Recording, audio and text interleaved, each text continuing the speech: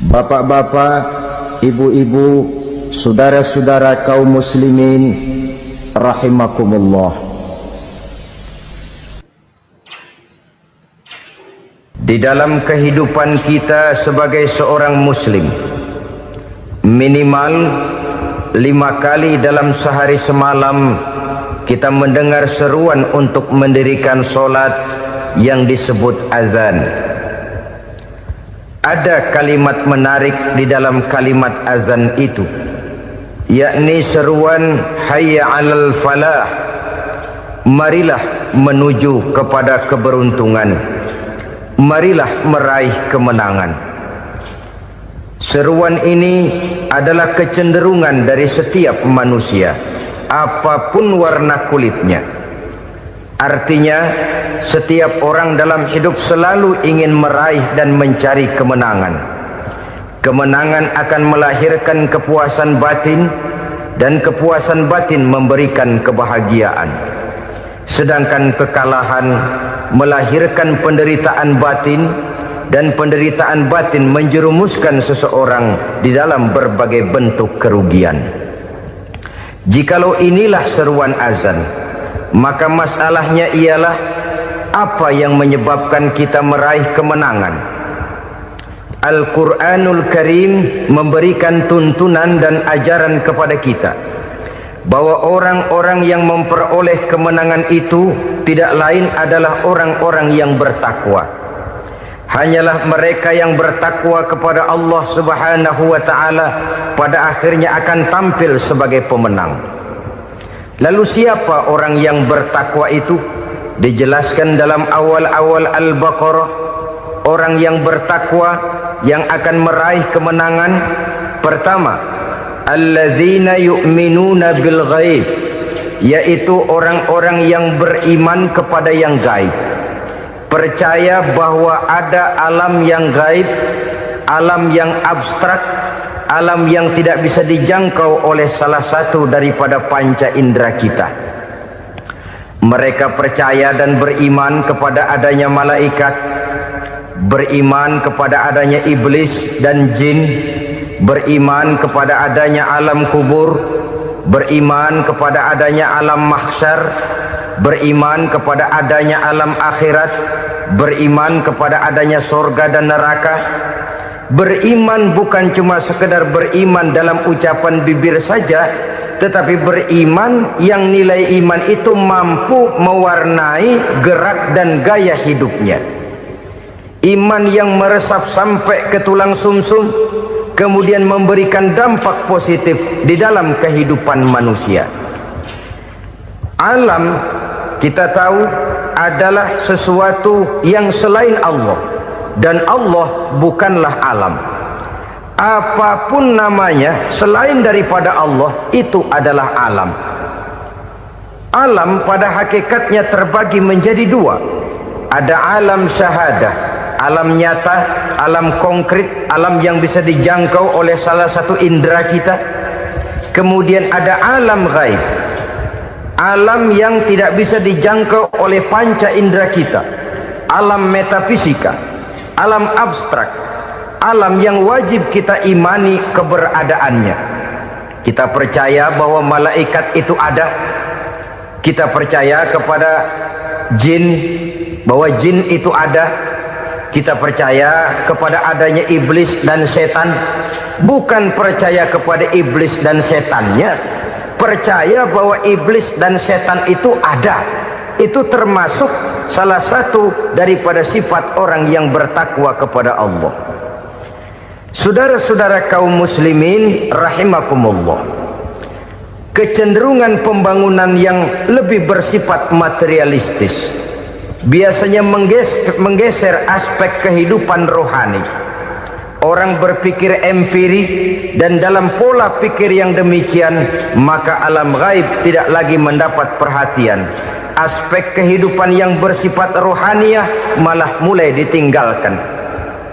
Akibatnya terjadilah kepincangan di dalam kehidupan kita.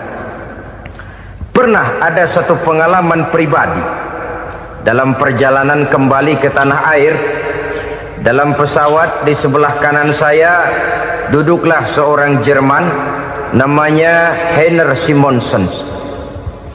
Iseng saya ajak kenalan, saya ajak ngobrol, saya tanya dia.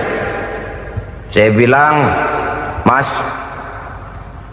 Heiner ini, kalau pesawat yang kita tumpangi ini jatuh ke bawah, kira-kira apa yang bakal terjadi, Mas? Dia bilang, kita semua akan mati. Begitu? Iya. Oke. Apa itu mati? Tanya saya. Dia bilang, untuk tahu apa itu mati, kita harus tahu lebih dahulu apa itu hidup. Saya pikir nih bule bisa ngomong juga. Baiklah kata saya. Apa hidup menurut Anda itu? Oh, hidup itu dia bilang, kalau seluruh anggota badan kita bekerja secara normal, paru-paru memompa darah secara normal, jantung berdetak secara normal, sel-sel tubuh bekerja secara fit, dan organisme tubuh hanya mau bekerja secara normal, dia bilang, kalau kita memberi makan yang cukup, menu yang teratur, dan gizi yang lengkap. Saya bilang, kesimpulannya apa, Ner? Dia jawab, hidup adalah dari tangan ke mulut. Life is from the hand to the mouth, kata dia. Hidup adalah dari tangan ke mulut. Jadi masalah hidup tidak lebih daripada masalah isi perut. Orang pergi pagi, pulang sore, peras keringat, banting tulang, perut yang dibelain. Saya bilang, you are wrong. Sampean salah, Ner. Kamu orang Islam bukan? Bukan. Pantas. Kenapa saya salah? Dia bilang, ya jelas salah. Salahnya di mana? Kamu ini manusia. Kalau hidup cuma dari tangan ke mulut, saya bilang, kambing di kampung saya juga begitu pikirannya, Ner. Itu kambing di kampung saya, asal perutnya kenyang, sudah hidup dia. Perkara besok bagaimana, lusa prospeknya macam mana, bulan depan ada apa, kambing nggak pernah mikir. Di kampung saya kambing juga pikirannya begitu. Kamu Kristen ya? Tadinya. Loh kok tadinya, lalu apa sekarang kamu ini? Dia bilang, sekarang saya netral. Saya tidak beragama, tapi saya percaya kepada Tuhan sebagai pencipta alam. Saya ingat benar dia bilang, I haven't any religious, but I believe to God as the creator of the world. Kenapa bisa netral begitu, Ner? Habis saya bingung katanya. Islam bilang Islam baik, Kristen bilang Kristen baik, Hindu Buddha bilang Hindu Buddha baik, semua agama baik. Saya netral sekalian, nggak beragama. Yang penting saya percaya kepada Tuhan. Saya bilang, Ner, kamu ini kayak orang mau beli celana, lalu bingung. Yang satu bilang Levi's bagus, yang satu bilang Blue Jean hebat, yang satu bilang Wool England hebat. Celana ini hebat, celana itu bagus, celana ini hebat, semua celana bagus, kamu bingung. Akhirnya netral, tidak pakai celana. Itu juga salah. Saya pikir-pikir, kemudian saya melihat bahwa dua pola berpikir Heiner ini nampaknya sudah mulai menggejala di lingkungan masyarakat bangsa kita. Disadari atau tidak, secara jujur kita harus berkata, dua pola pemikiran Heiner ini mulai berkembang di tengah masyarakat bangsa kita. Pertama, pola pikir materialisme. Hidup adalah dari tangan ke mulut. Masalah hidup tidak lebih masalah isi perut. Itu yang perlu dibela, dan disitulah arti kehidupan. Pergi pagi, pulang sore, peras keringat, banting tulang untuk mempertahankan perut. Kalau sudah kemari cara orang berpikir, maka buat apa percaya kepada yang gaib? Untuk apa sholat? Untuk apa puasa? Untuk apa zakat? Untuk apa menghadiri majelis taklim? Tanpa kepercayaan kepada yang gaib, hidup berjalan menurut alur empiris dan materialis. Kalau sudah ke sana cara orang berpikir, biasanya orang lalu cenderung menghalalkan segala cara. Hanyalah orang yang percaya bahwa akhirat ada, hanyalah orang yang percaya bahwa alam kubur itu ada, hanyalah orang yang percaya bahwa malaikat itu ada, hidupnya akan lebih terarah dan terkendali. Karena kepercayaan kepada yang gaib, yang merupakan fase daripada kehidupan setelah hidup yang sekarang ini, mewarnai gerak pribadi seseorang di dalam dia melakukan kegiatan hidupnya. Pola berpikir materialisme, disadari atau tidak, mulai menggejala di lingkungan masyarakat bangsa kita. Hidup tidak lebih dari urusan tangan ke mulut, mulut ke tangan, tangan ke mulut. Asal perut sudah kenyang, hiduplah sudah. Perkara bagaimana prospek hari yang akan datang, bagaimana akhirat, tidak jadi persoalan. Ini yang oleh Nabi diperingatkan, ad-dunya sijnul mu'min wa jannatul kafir. Dunia adalah penjara bagi orang beriman dan surga bagi orang kafir. Dulu di zaman Belanda hadis ini pernah disalah tafsirkan, disalah artikan, digunakan sebagai senjata untuk mengkebiri dan membuat impoten umat Islam. Sudahlah umat Islam gak usah macam-macam, kata Belanda. Dunia ini kan penjara buat orang Islam, surga buat orang kafir. Di penjara jangan bertingkah.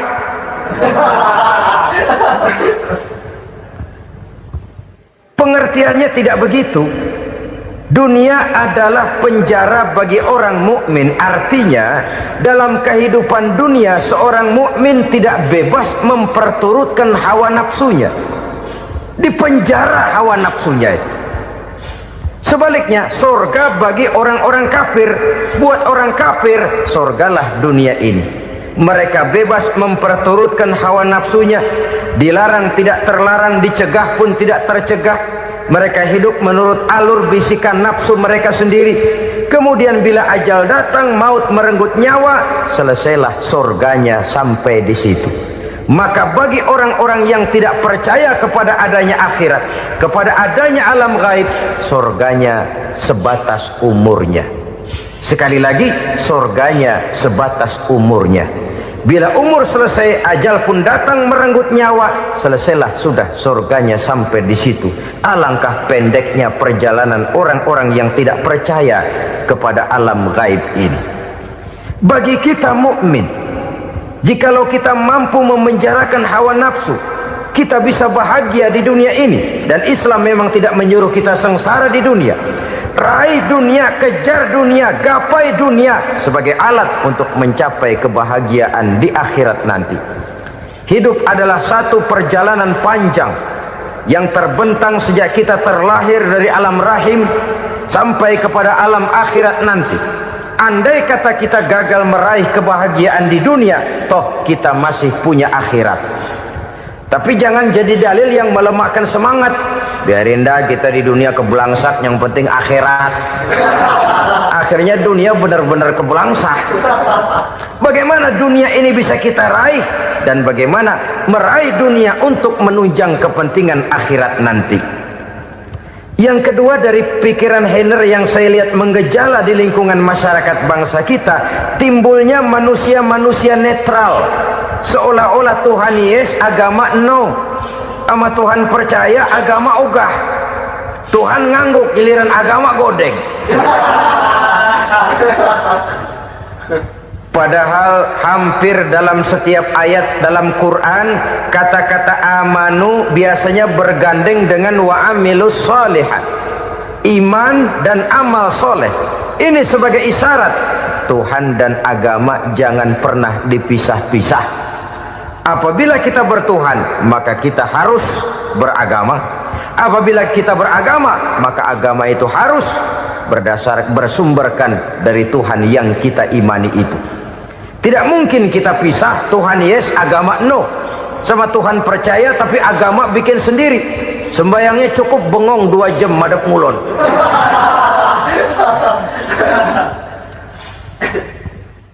Saudara-saudara kaum muslimin rahimakumullah. Jadi dengan demikian, agama yang kita akui merupakan unsur mutlak di dalam pembangunan sekarang ini, merupakan bagian dari kehidupan yang menuntun kita bahwa di balik alam nyata ini, di balik alam syahadah ini ada alam gaib. Dan mudabbir, murabbi, yang mengatur, yang menguasai, yang memelihara, baik dia alam nyata, baik dia alam gaib, tidak lain adalah Allah Subhanahu wa ta'ala. Di sana ada satu super power, satu maha kekuatan yang kita perlu bersandar kepadanya. Sebagai makhluk nyata yang hidup di alam nyata, berbuatlah secara nyata sebagaimana harusnya kita berbuat. Karena Islam jelas bukan agamanya orang pemalas. Islam jelas bukan agamanya orang yang mengajarkan setelah selesai sholat boleh duduk, nggelenggem ayam-ayam, ndelohom, menghitung bintang di langit sambil menunggu keajaiban. Tidak. Islam adalah agama yang mengajarkan apabila sholat sudah selesai kamu kerjakan, bertebaranlah di permukaan bumi, cari karunia Tuhanmu. Jangan hidup berpangku tangan menunggu keajaiban, karena hidup bukan undian. Jangan berharap untung besar tanpa mau peras keringat. Tapi di sebalik itu toh kita juga harus yakin bahwa di sisi usaha nyata yang kita lakukan ada satu super power, satu maha kekuatan gaib yang menentukan berhasil dan tidaknya usaha kita. Kepercayaan kepada hal semacam inilah yang mendorong kita untuk mempunyai sandaran vertikal, agar jikalau usaha ini berhasil, kita tidak lupa diri dan lupa daratan.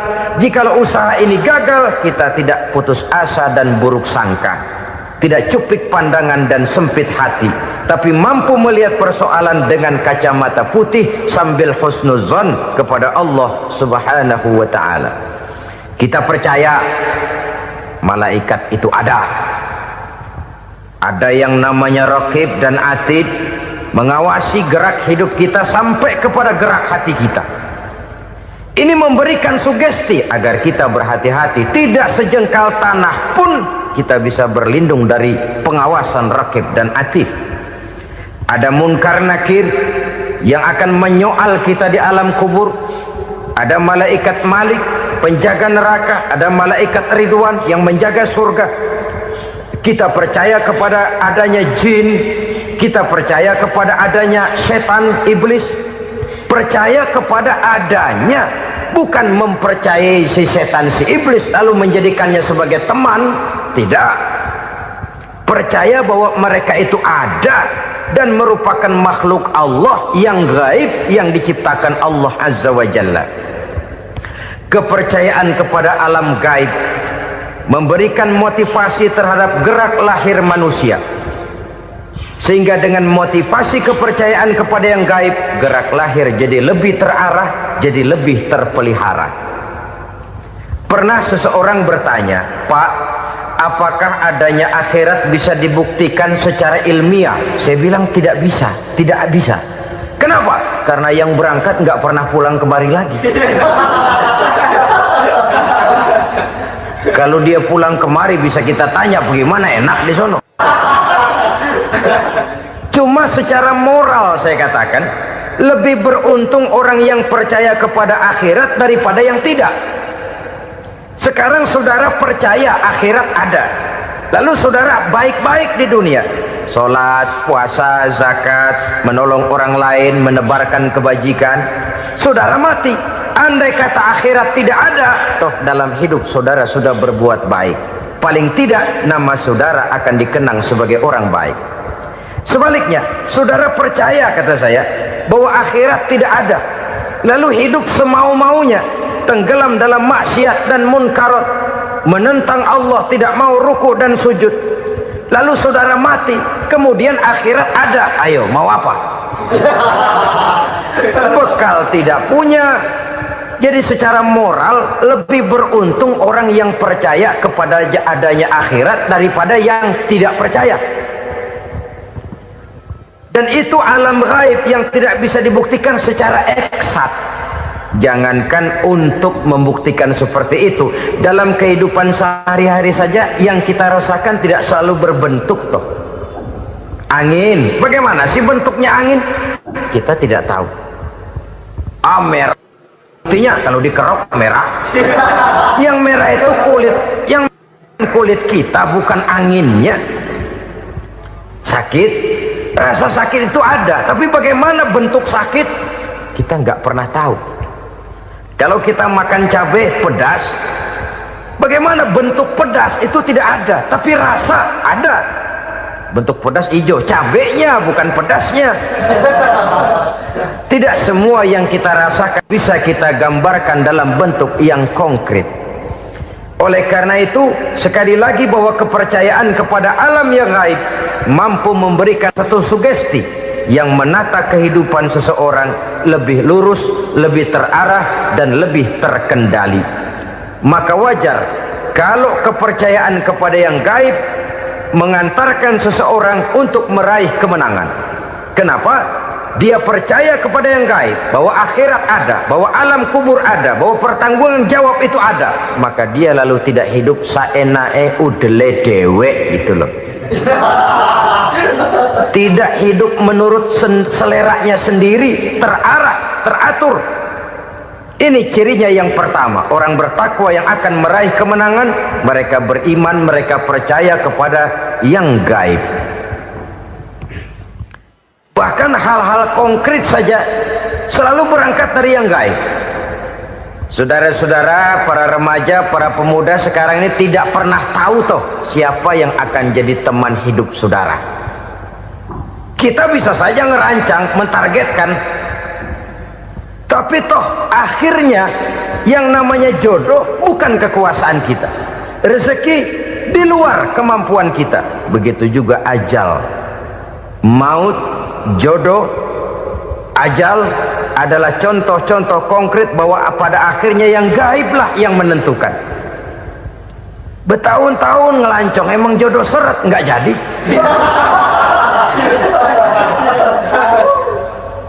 Begitu kenal baru setengah malam nginep ditangkap hansip kan.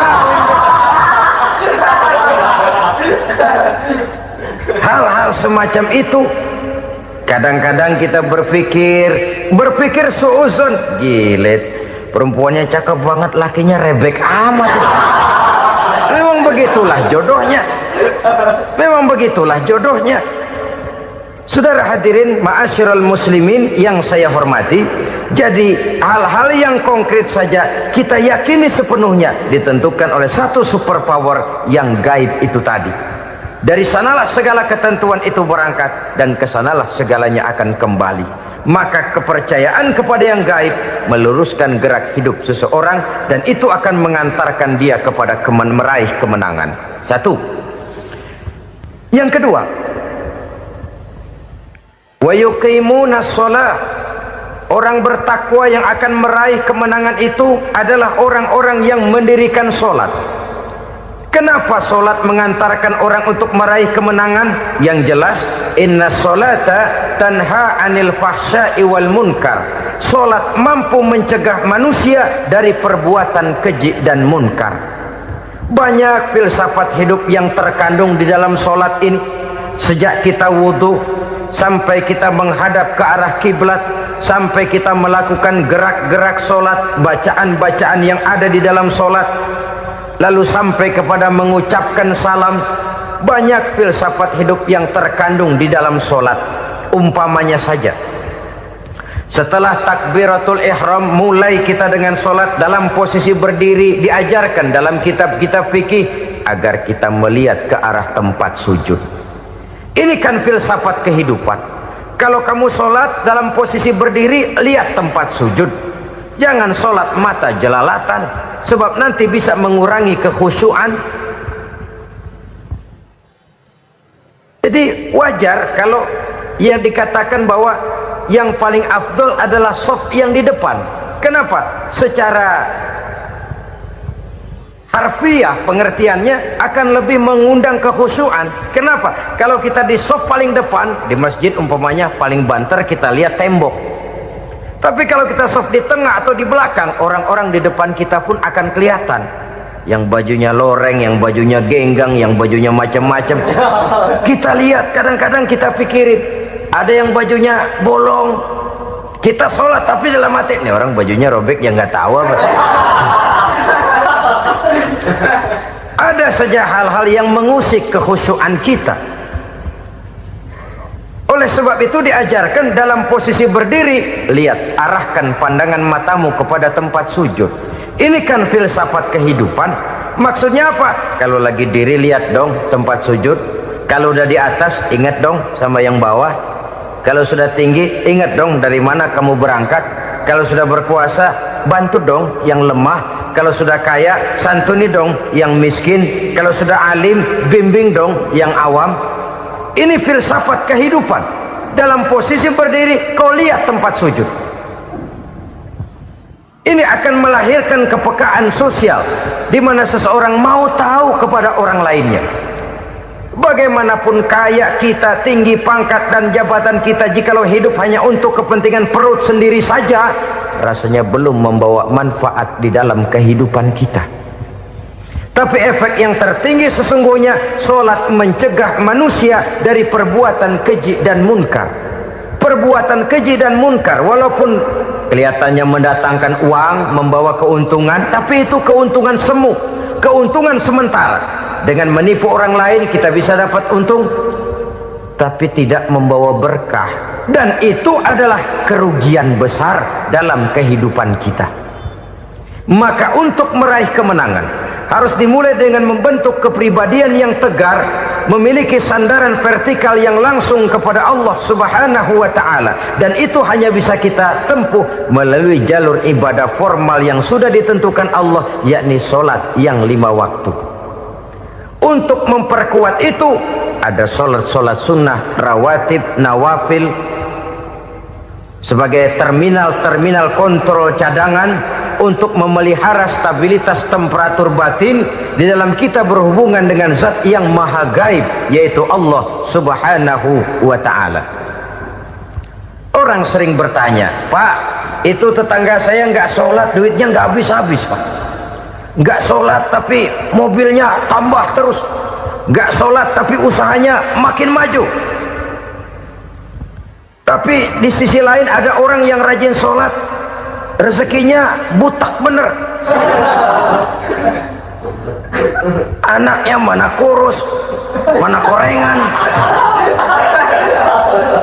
Saudara hadirin ma'asyiral muslimin rahimakumullah, harus saya katakan bahwa solat memang bukan untuk cari duit. Solat adalah sandaran vertikal kita kepada Allah. Sedangkan soal rezeki itu berkaitan dengan sifat Allah maha pengasih dan maha penyayang. Allah maha pengasih, siapapun dikasih kalau mau usaha. Allah maha penyayang, tidak semua orang disayang oleh Allah Azza wa Jalla. Dan belum tentu banyak harta itu merupakan nikmat, mungkin juga istidraj. Artinya istidraj itu dikasih tapi diambulin, kalau bahasa Betawinya itu. Dikasih tapi diambulin, itu bukan merupakan nikmat sesungguhnya, lebih merupakan azab dari Allah Subhanahu wa ta'ala.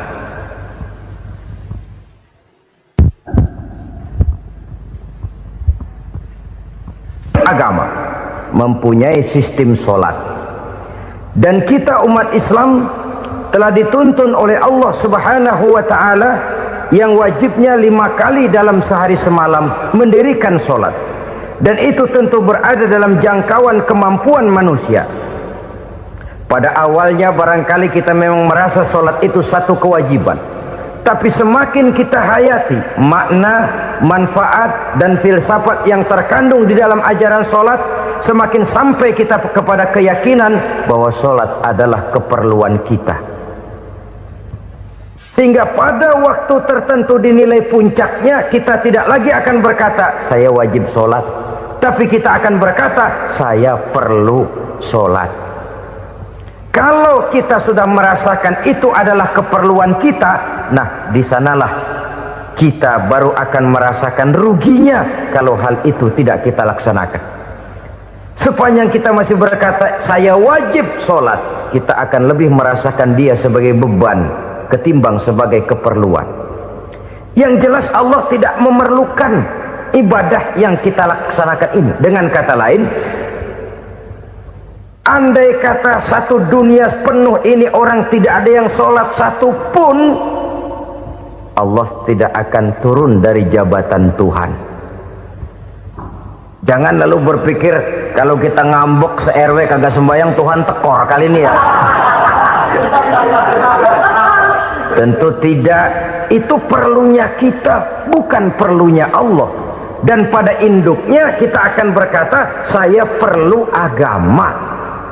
Kalau secara induk kita sudah memerlukan agama, maka konsep-konsep yang ada di dalam ajaran agama itu pun adalah juga merupakan keperluan kita. Baik dia bernama sholat, baik dia bernama puasa, baik dia bernama zakat, baik dia bernama haji, seluruhnya adalah keperluan kita. Dan sesuatu yang kita perlukan apabila tidak kita laksanakan akan melahirkan kerugian di dalam kehidupan. Jangan heran kalau kita membaca riwayat perjalanan hidup para salafus soleh, orang-orang soleh. Ada yang tahajud sampai 100 rakaat, ada yang sholat malam kakinya sampai bengkak. Kita sekalinya bengkak biri-biri. Ada yang sholat membaca surah dalam Al-Quran sampai khotam Quran. Kok mau?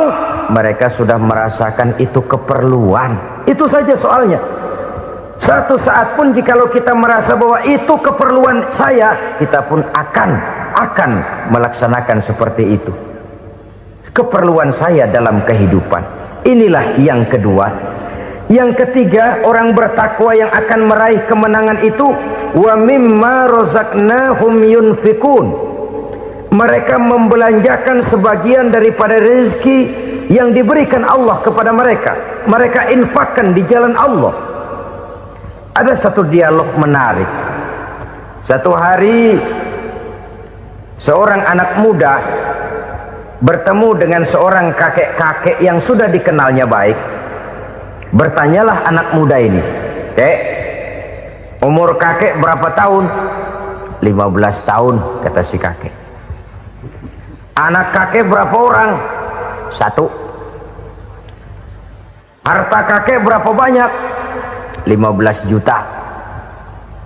Si anak muda ini bengong, lalu protes, "Kok kakek bohongin saya?" "Kenapa?"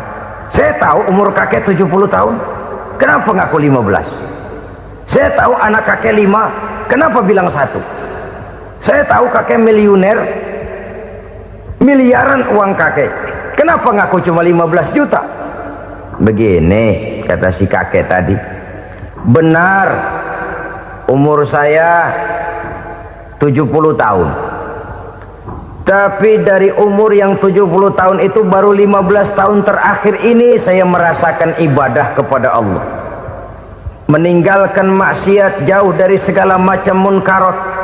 Maka yang 15 tahun inilah yang benar-benar saya rasakan sebagai umur saya. Benar anak saya 5, tapi yang 4 susah diatur. Cuman 1 rasanya nih yang bakal jadi si buah hati, belahan jantung, pelanjut cerita penerus sejarah. Cuma 1 ini yang saya harapkan, yang akan jadi anak soleh, yang akan membuat saya menerima pensiunan pahala. Kalau yang 4 apek dah, nggak ada harapan. Yang 1 nyekek botol melulu. Oh begitu, iya. Lalu kenapa kakek bilang harta kakek cuma 15 juta padahal saya tahu kakek uangnya miliaran, depositonya banyak? Ya karena 15 juta itulah yang saya ingat yang pernah saya belanjakan di jalan Allah. Saya merasa itulah harta saya yang sebenarnya. Yang miliaran yang saya simpan di bank kelak, kalau saya satu saat saya mati, akan jadi rebutan di antara anak-anak saya. Iya kalau anak saya soleh kayak yang 1 ini. Kalau yang 4 tadi udah tulen dia bakal berantem dah berebut tuh. Jadi 15 juta yang saya belanjakan di jalan Allah inilah yang saya merasakan benar-benar harta saya yang sesungguhnya. Dialog ini patut menjadi bahan renungan kita bersama. Diberikan kita umur 40, 50, 60, 70, 80. Berapa tahun dari umur yang diberikan itu yang jalan mulus, yang kita gunakan untuk melaksanakan ibadah? Banyak harta kita simpan di bank, di lemari, di dompet, di tas. Tapi berapa yang sudah kita depositokan di jalan Allah yang akan menemani kita di hari kita kembali nanti? Maka orang bertakwa yang akan meraih kemenangan, wa mimma razaqnahum yunfikun. Mereka membelanjakan sebagian dari rezeki yang diberikan Allah di jalan Allah subhanahu wa ta'ala.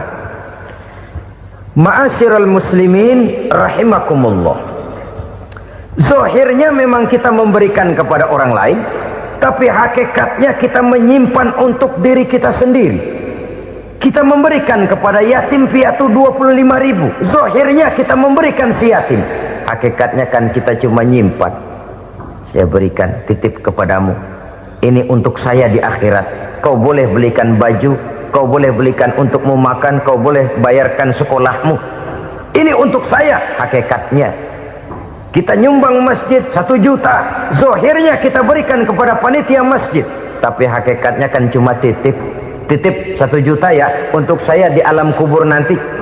Silahkan kau boleh belikan semen, ini uang, belikan besi, belikan pasir, saya cuma sekedar titip untuk kepentingan saya. Hakikatnya kita cuma sekedar menitip. Sebagaimanapun pada hakikatnya, apapun yang kita miliki dalam kehidupan kan cuma sekedar hak guna pakai, bukan hak milik mutlak. Harta kita, rumah kita, kendaraan kita, kebun kita, pabrik kita, hak guna pakai saja. Hak milik mutlak cuma untuk Allah subhanahu wa ta'ala. Saudara-saudara kaum muslimin rahimakumullah, ini yang ketiga. Kemudian yang keempat, orang-orang bertakwa yang akan meraih kemenangan, allazina yu'minuna bima unzila ilaika, mereka yang beriman, mereka yang percaya kepada apa yang telah diturunkan kepadamu Muhammad, ay Al-Quran, yakni Al-Quranul Karim. Setelah percaya kepada yang gaib, mendirikan solat, kemudian menginfakkan sebagian dari rezeki yang diberikan Allah, mereka juga lalu percaya kepada yang diturunkan terhadap Nabi, yaitu tidak lain Al-Quranul Karim. Sekali lagi di sini, percaya bukan hanya sekedar percaya saja, tetapi percaya lalu menjadikan Al-Quran itu sebagai pedoman hidup. Sebab memang Al-Quran itu adalah GBHM, garis-garis besar haluan muslim. Apa yang harus kita lakukan, apa yang harus tidak kita lakukan, bagaimana mestinya kita bertingkah laku dan berbuat, seluruhnya tercantum di dalam Al-Quranul Karim. Itu sebabnya ketika satu hari Aisyah ditanya bagaimana akhlak Rasul, beliau menjawab, kana Rasulullah sallallahu alaihi wasallam khuluquhul Quran. Akhlak daripada Rasulullah tidak lain adalah Al-Quran.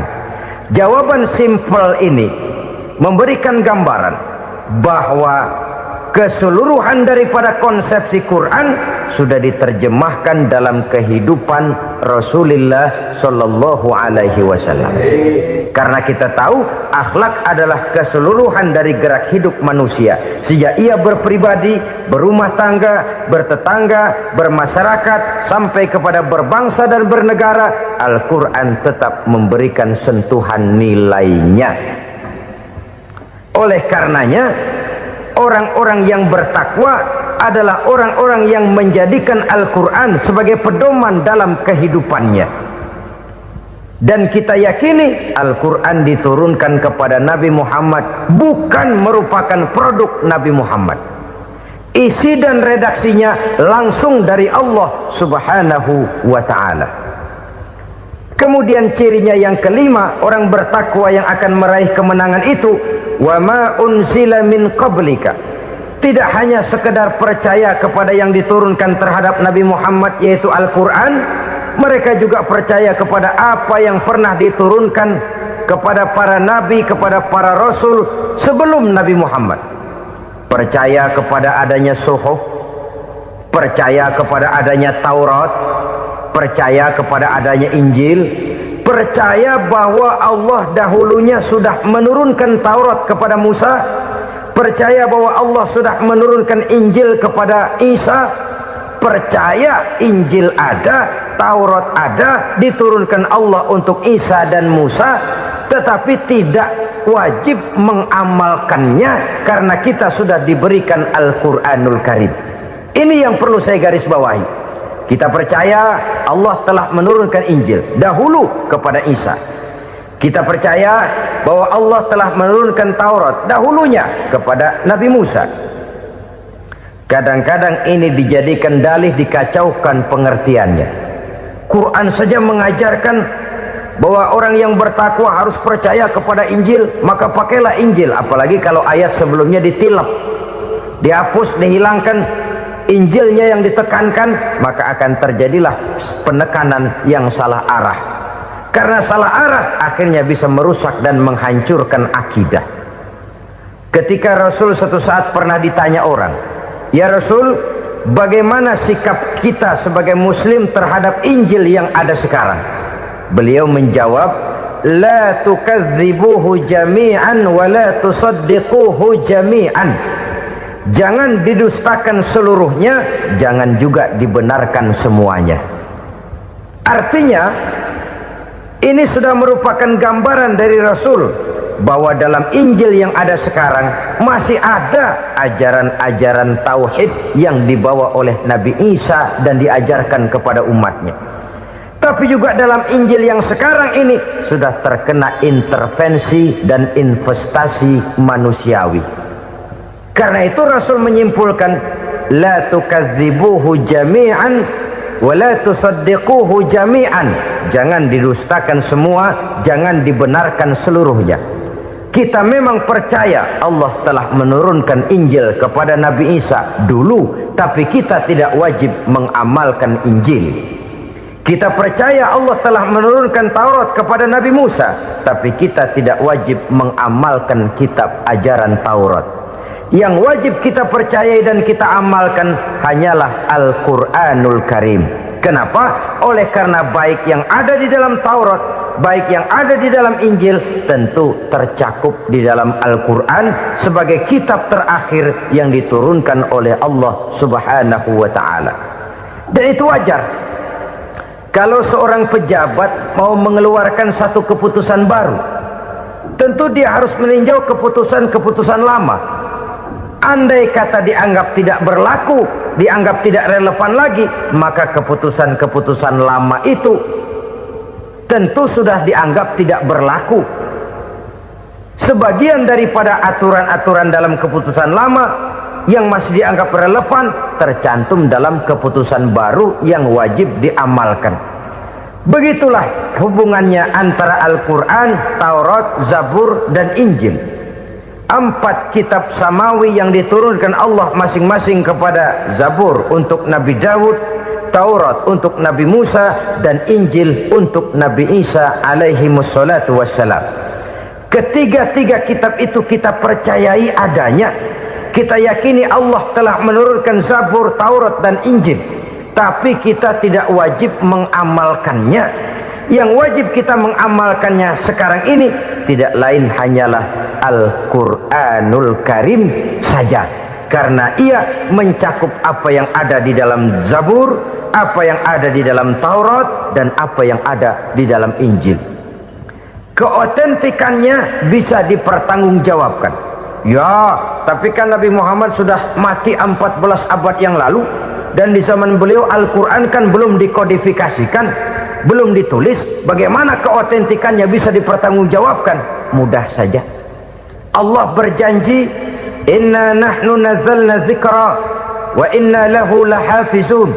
Kami yang menurunkan Al-Quran dan kami yang akan menjaga dan memeliharanya. Allah turunkan Quran, Allah menjaganya. Bagaimana cara Allah menjaga Al-Quran itu? Banyaknya orang-orang yang hafaz Al-Quran. Hafaz Al-Quran 30 juz, 114 surah, 6.666 ayat. Sehingga jangankan satu kata, jangankan satu ayat, satu kalimat saja berubah sudah akan timbul reaksi dan mudah dimengerti. Kenapa? Banyak orang-orang yang hafaz Al-Quran. Sedangkan pada setiap akhir tahun biasanya malaikat Jibril selalu mengadakan checking terhadap ayat-ayat yang diturunkan pada waktu itu. Di zaman Nabi sendiri sudah ada usaha kodifikasi. Dan yang lebih luar biasa lagi, sampai hari ini tidak seorang pun mampu membuat satu ayat saja semacam Al-Quran.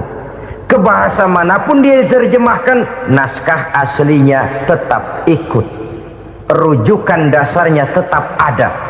Berdasarkan itu, maka tidak mungkin terjadi penyelewengan terhadap atau pemalsuan terhadap ayat-ayat Al-Quranul Karim. Kesuciannya, keotentikannya, kemurniannya bisa dipertanggungjawabkan. Ma'asyiral muslimin rahimakumullah. Oleh karenanya, konsepsi dasar daripada ajaran Islam ini memang tidak lain adalah Al-Quran dan Sunnah. Isi daripada agama Islam yang merupakan iman, Islam dan ihsan, konsepsi dasarnya tidak lain adalah Al-Quran dan Sunnah Rasulullah Sallallahu Alaihi Wasallam. Maka yang kita perlukan sekarang ini adalah terjemahan Al-Quran di dalam kehidupan kita.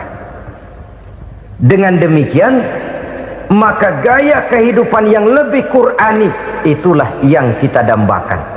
Kita perlu memang terjemahan Quran dalam bahasa Inggris, dalam bahasa Belanda, dalam bahasa Jepang, tapi yang lebih kita perlukan adalah terjemahan Quran di dalam kehidupan kita.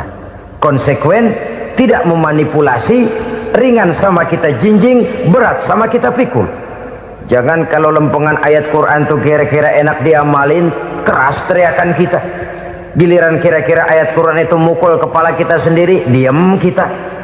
Itu ciri yang pernah disindir Allah dalam awal-awal Baqarah juga. Ciri beragamanya orang yang munafik. Kullama adha'a lahum masyawfih, kata Allah. Wa iza azlama alaihim qamu. Apabila terang mereka jalan, apabila gelap mereka berhenti.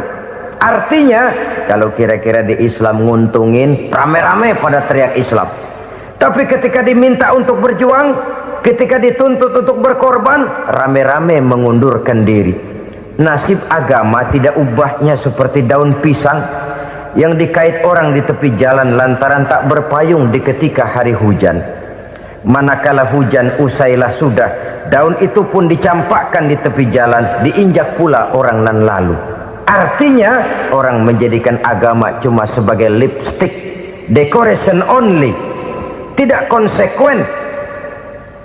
Hanya pada saat-saat kelihatannya Islam membawa keuntungan, rame-rame orang teriak-teriak tentang Islam. Tapi jikalau diminta berjuang, jikalau dituntut untuk berkorban, biasanya rame-rame juga mengundurkan diri. Jangan heran kalau mayoritas hitungan kita, tapi minoritas peranan kita.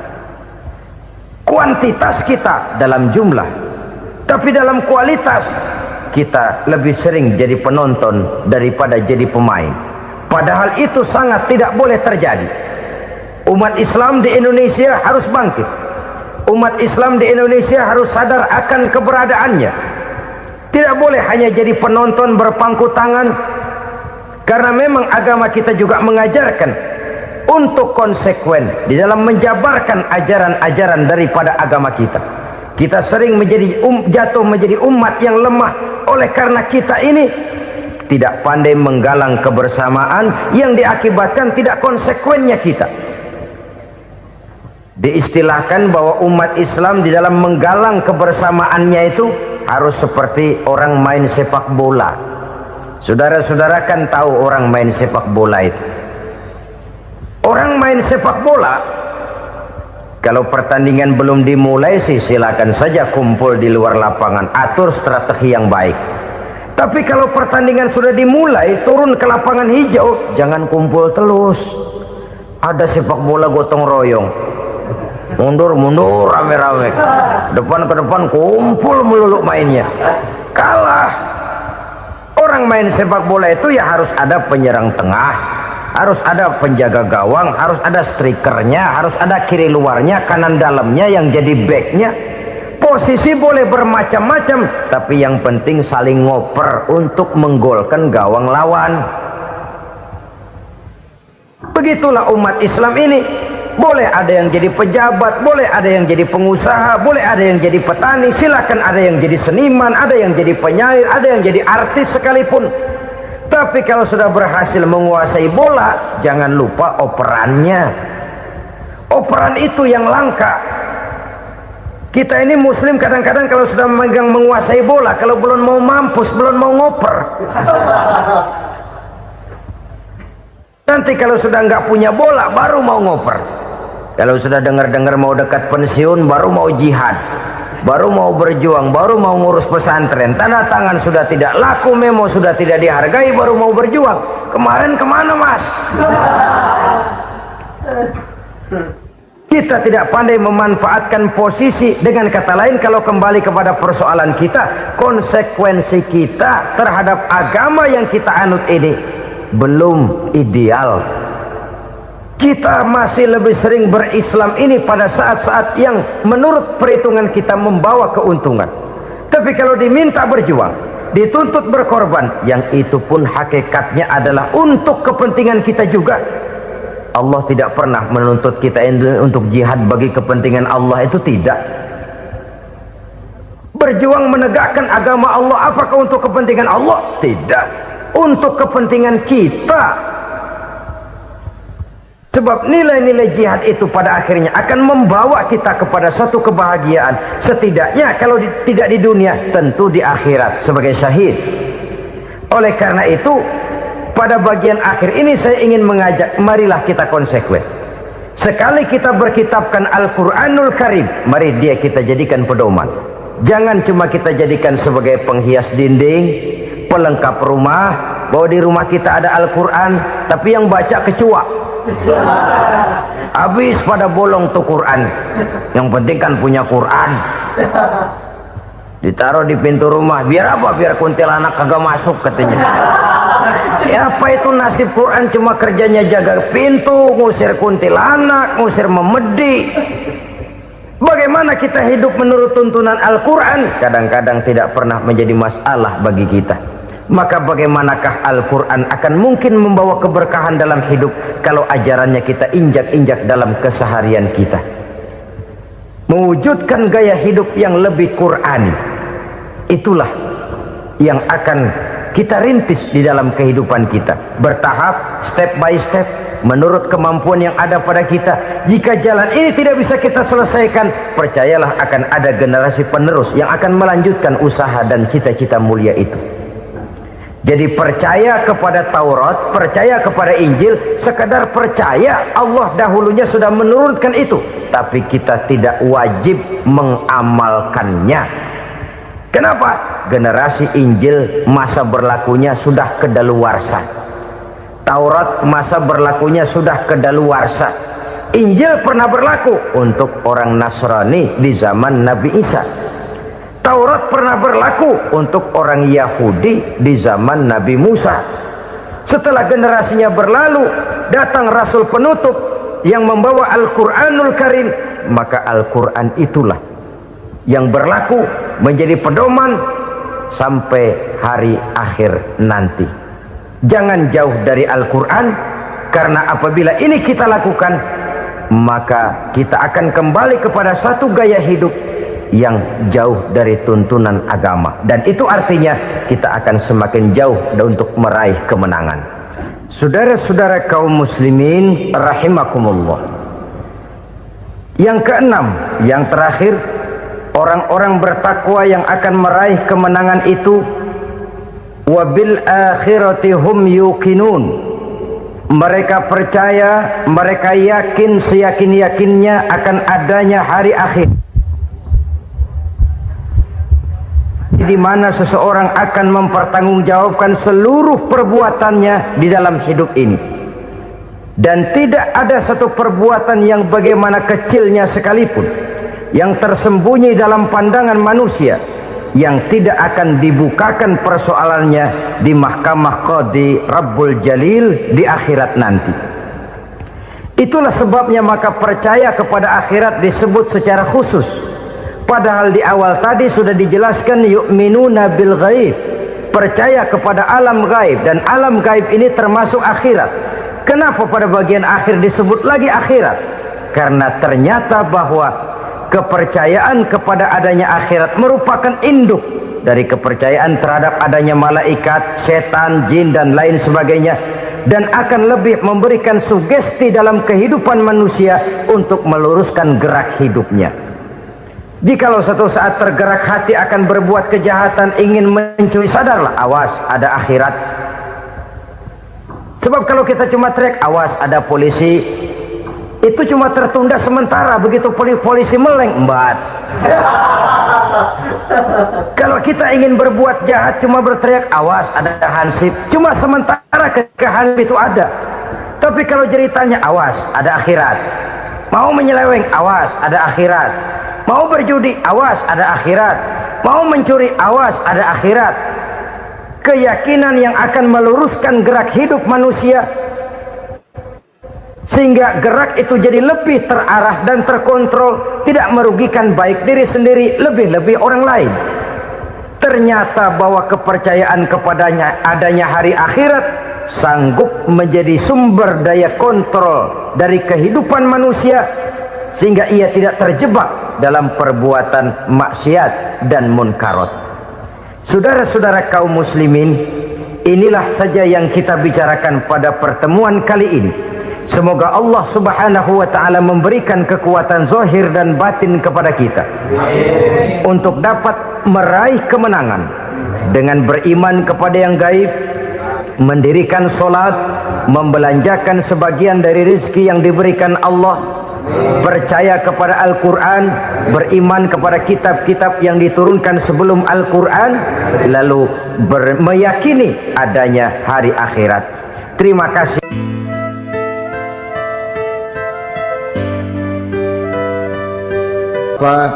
Ibu-ibu, saudara-saudara kaum muslimin rahimakumullah, kita menyaksikan peristiwa-peristiwa yang memilukan dan memalukan.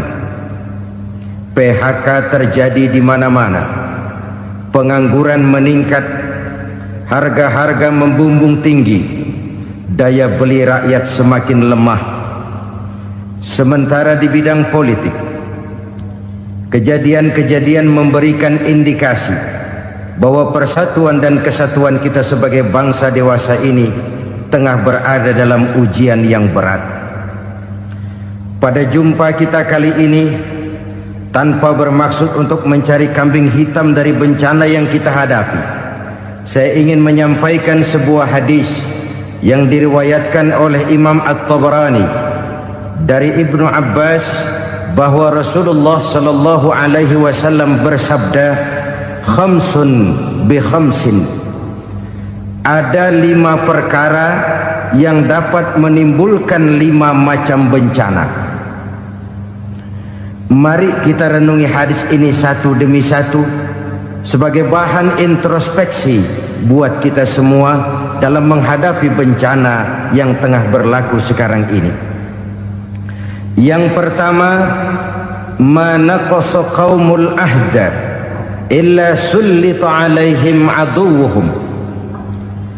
Apabila suatu kaum sudah mengingkari janjinya, maka mereka pun akan dikuasai oleh musuh-musuh mereka. Sederhana saja nampak kalimat dalam hadis ini. Apabila orang sudah mengingkari janji, mereka akan dikuasai oleh musuh-musuh mereka sendiri. Dan musuh kita yang paling utama saat ini adalah kemiskinan dan kebodohan. Kenapa itu terjadi? Karena kita mengingkari janji kita sendiri. Di saat awal-awal berdirinya Orde Baru, kita pernah berjanji untuk melaksanakan Pancasila dan Undang-Undang Dasar 45 secara murni dan konsekuen. Kita berjanji bahwa kita akan menegakkan pemerintah yang bersih dan berwibawa. Itu semua pada permulaannya. Waktu demi waktu berjalan, kita lupa dengan janji yang kita ucapkan itu. Ketuhanan yang Maha Esa kita ucapkan, tapi kesetanan yang luar biasa yang kita lakukan. Kemanusiaan yang adil dan beradab yang kita dengungkan, tetapi kemanusiaan zalim dan biadab yang kita praktekkan. Sederhana saja saudara, hampir setiap pejabat pada posisi-posisi kunci, di awal-awal ia memangku jabatan itu, biasanya ia mengucapkan sumpah dengan lafaz demi Allah, bahwa dalam melaksanakan jabatan ini saya tidak akan menerima hadiah atau pemberian dalam bentuk apapun.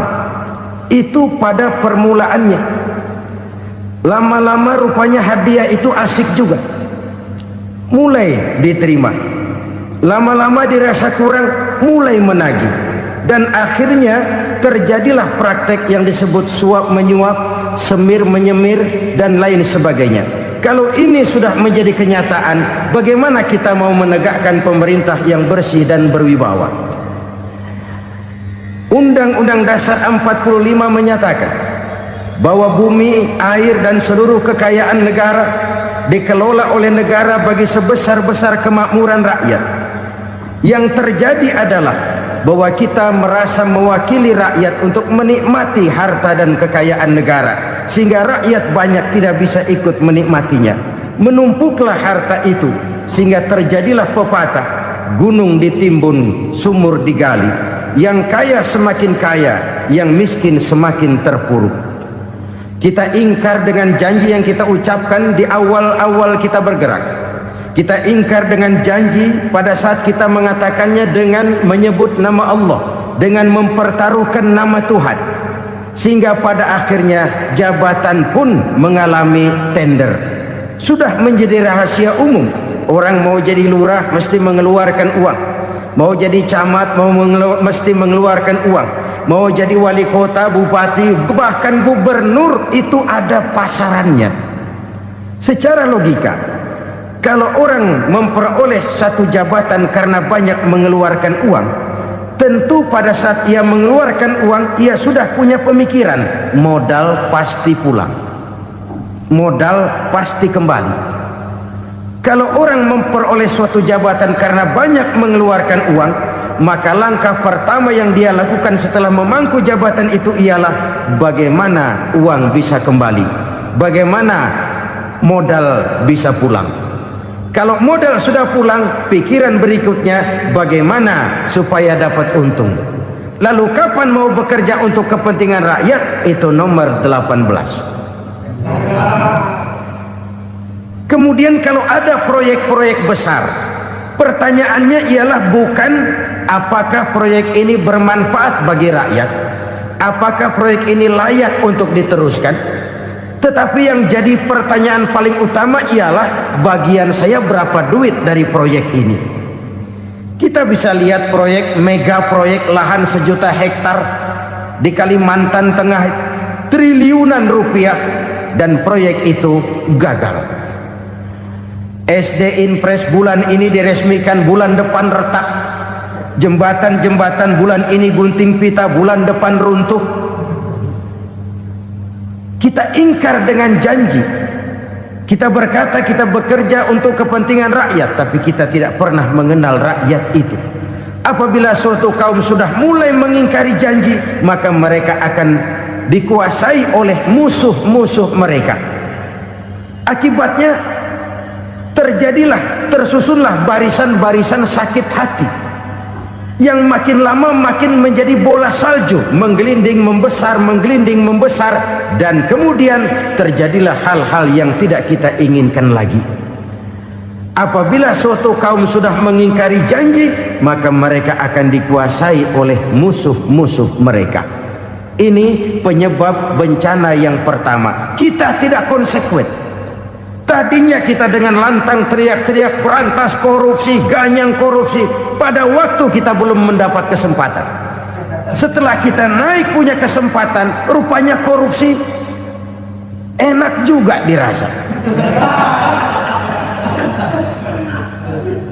Terjadi pergeseran nilai, orang luntur, kehilangan idealisme awal. Lalu untuk menghibur diri, menutup kesalahan, kita gunakanlah pepatah bahwa tidak ada gading yang tak retak, bahwa kita harus mikul dhuwur mendem jero. Itu semua cuma sebagai dalih agar kesalahan kita tidak dibicarakan orang lain. Padahal kita sendiri yang mengingkari janji. Kita yang keluar dari komitmen awal kita. Kita berjanji melaksanakan Pancasila dan Undang-Undang Dasar 45 dengan murni dan konsekuen. Kita berjanji untuk menegakkan pemerintah yang bersih dan berwibawa. Namun dalam kenyataannya itu tidak kita laksanakan dengan sebagaimana mestinya. Kita bergeser, kita mengalami proses degradasi, peluncuran nilai, dan akhirnya terbentuklah barisan-barisan sakit hati yang semakin lama semakin membesar itu. Kita harus introspeksi. Memang kalau zaman sedang susah, biasanya kambing hitam laris, tukang kompor gentayangan. Itu dari dulu selalu mencari kambing hitam. Karena itu kita tidak bicara orang, kita tidak bicara siapa yang salah, kita bicara sistem, dan sistem itu bisa mengena siapa saja. Kalau orang sudah mulai mengingkari janji, bergeser dari komitmen awal, itu sudah mulai ia mengalami proses peluncuran, proses degradasi. Ini penyebab yang pertama. Kita tidak lagi konsekuen bahwa bumi, air, sumber daya alam adalah milik negara, dikuasai oleh negara, digunakan bagi sebesar-besar kemakmuran rakyat. Ternyata rakyat yang makmur itu tidak merupakan gambaran yang menyeluruh dari rakyat kita. Undang-undang dasar kita menganut ekonomi kekeluargaan, tapi yang kita praktekkan adalah ekonomi keluarga. Kalau bukan keluarga nggak dapat proyek, kalau bukan keluarga nggak dapat macam-macam. Kekeluargaan kita rubah menjadi keluarga, timbullah penyakit nepotisme. Kita bergeser, kita ingkari janji, dan kita anggap kita atasnamakan rakyat. Rakyat cuma sekedar jadi address, rakyat cuma sekedar jadi alamat, tetapi kehidupan mereka tidak banyak berubah dan tidak banyak terangkat.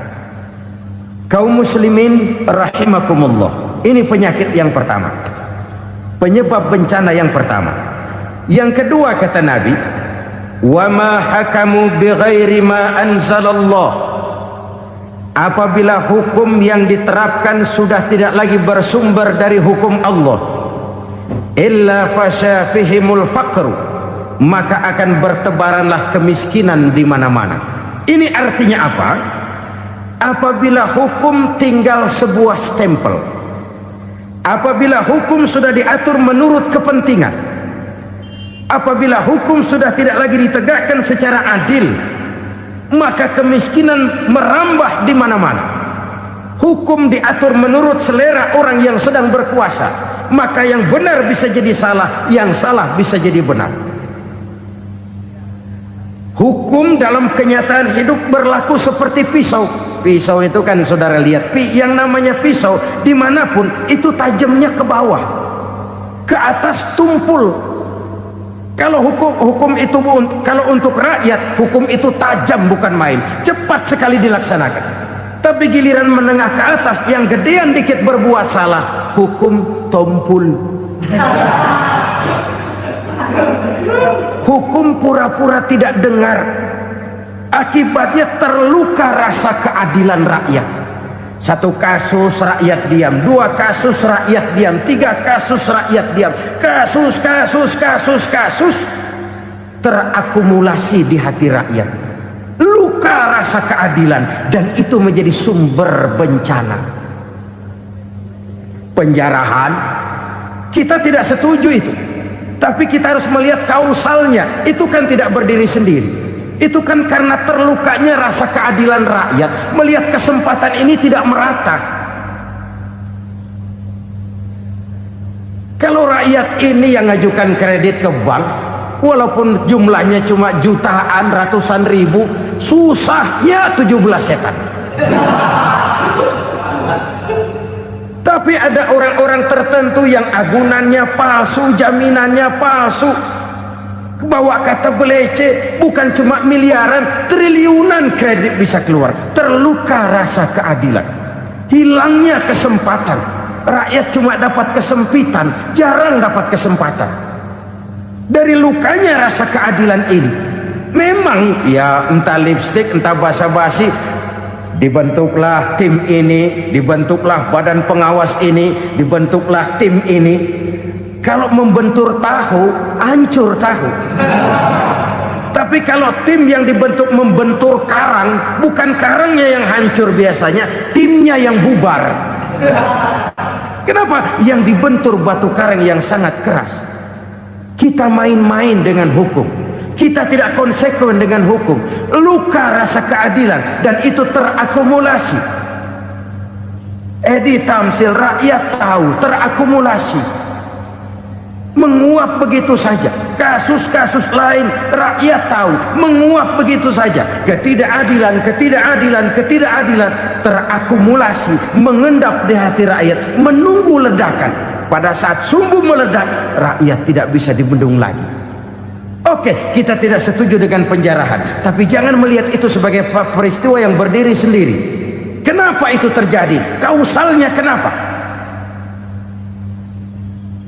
Oke, kita tidak setuju memang, tapi yang dijarah oleh rakyat kan memang cuma untuk perut. Yang dijarahkan beras, yang dijarahkan televisi, yang dijarahkan kulkas yang masih bisa dihitung, yang memang real untuk kebutuhan rakyat. Penjara berdasi kepala botak yang menguras uang rakyat habis-habisan, enak saja melenggang dalam kehidupan ini. Makin terluka rasa keadilan rakyat.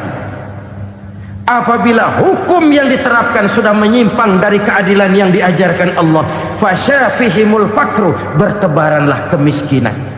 Aneh, memalukan, memilukan. Sebuah negara agraris yang katanya pulaunya hijau royo-royo, Gemari Palau Jenawi Toto Tentem Kertora Harjo, yang tahun 93 pernah mendapat penghargaan dari FAO, Badan Pangan Sedunia, sebagai negara yang berhasil dalam swasembada pangan. Sekarang ini kita terpaksa betul beli beras dari Vietnam, beli beras ke Kamboja, beli kedelai dari Kamboja. Kenapa? Lahan sawah kita habis ditanami pabrik. Teknologi kita, teknologi loncatan yang non-applied, tidak terpakai oleh kita. Lantas lahan yang tidak bisa kita tanami, kita paksakan lahan-lahan gambut menjadi tanah pertanian yang subur dengan biaya triliunan, dan kita gagal. Kita cari jarum dan kapak hilang. Kita mau jadi negara industri dengan loncatan teknologi yang maju, kita lupakan pola pijak kita sebagai negara agraris, dan akhirnya kita kecolongan. Lihatlah dewasa ini. Rakyat kita antri sembako di mana-mana. Di sebuah negara agraris, ketidakadilan melahirkan kemiskinan. Kemiskinan moral dan kemiskinan material. Kemiskinan moral, rakyat nggak percaya lagi sama pejabat. Rakyat mengalami krisis figur. Orang, alah lu ngomong dah sama ember.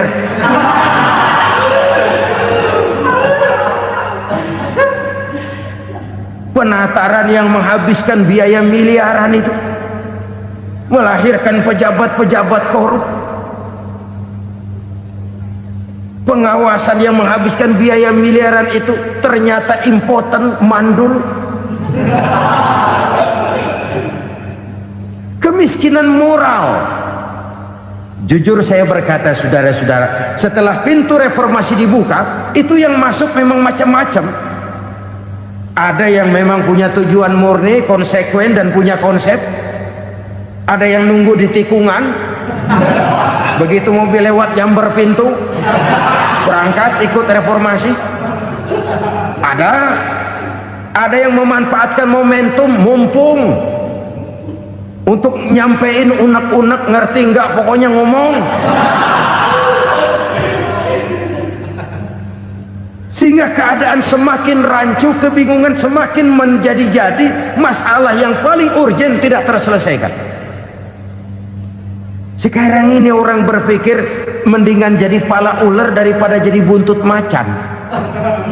Buntut macan memang hebat macan, tapi kalau buntutnya cuma ugel-ugel di belakang buat apa? Mendingan jadi pala ular kecil juga nyaplok. Artinya ya biar kecil juga kalau punya partai kan gagah. Lalu rame-rame bikin partai kayak bikin arisan. Orang makin mengalami dislokasi. Semua mau jadi pahlawan, semua mau nomor satu, semua ngomong iya kalau bidangnya, kalau bukan makin rancu. Marilah lewat kesempatan ini saya mengajak kita untuk tahu diri. Biarkan politisi ngomong politik, biarkan ekonom menata ekonomi, biarkan praktisi bicara soal hukum, biarkan rakyat munajat, istighfar, mohon pertolongan Allah. Tahu diri kita. Kalau memang ayam, kukuruyuk aja dah. Kalau memang kucing, ayo ngeong. Kalau kambing, silahkan ngembe. Udah tahu ayam, ngeong bunyinya. Suaranya palas, orang nggak ngerti, bingung, makin menjadi-jadi. Ibarat kesebelasan sepak bola bangsa kita sekarang ini, rame-rame mau bikin gol, kiper ikut nyerang sekarang. Memilukan dan bahkan memalukan. Wa ma hakamu bighairi ma anzalallah illa fasyafihimul fakru. Kalau hukum yang diterapkan sudah menyimpang dari keadilan yang diajarkan Allah, bertebaranlah kemiskinan di mana-mana. Coba sekarang ini yang punya duit bingung, apalagi yang kagak punya duit. Yang pengusaha gede ngeluh, apalagi yang pengusaha pas-pasan. Yang kagak punya beras, yang punya beras saja masih bingung, apalagi yang nggak punya beras. Ini sudah demikian merata.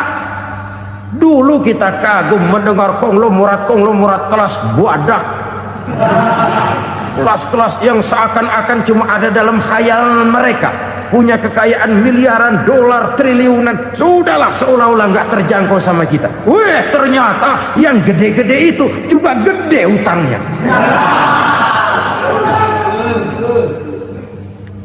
Dan